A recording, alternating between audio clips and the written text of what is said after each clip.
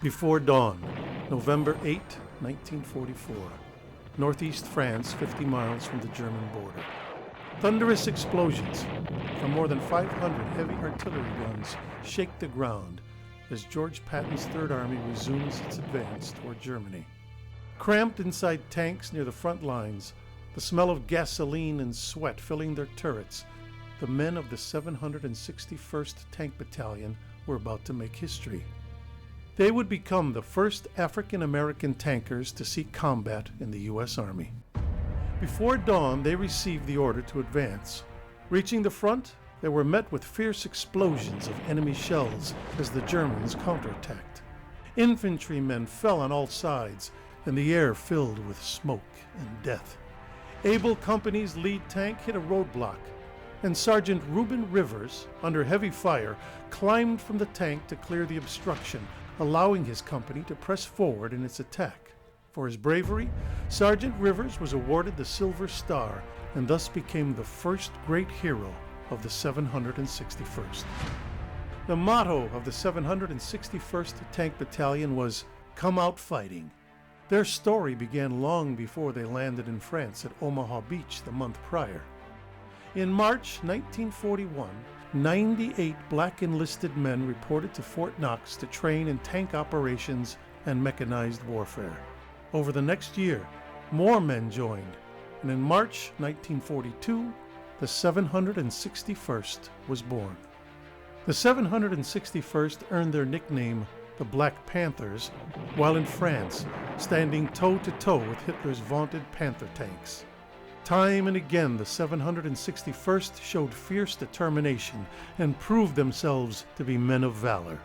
On November 10th, Sergeant Warren Creasy took command of another vehicle after his tank was disabled and, armed with only a machine gun, took out the enemy position.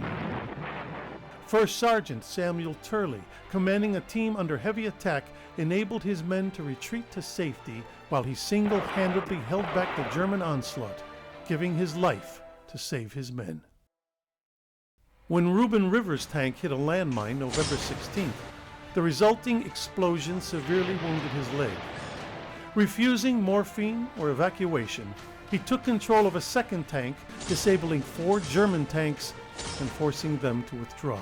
3 days later, during an assault on a nearby village, Rivers concentrated fire on the German position, allowing pinned-down Americans to escape.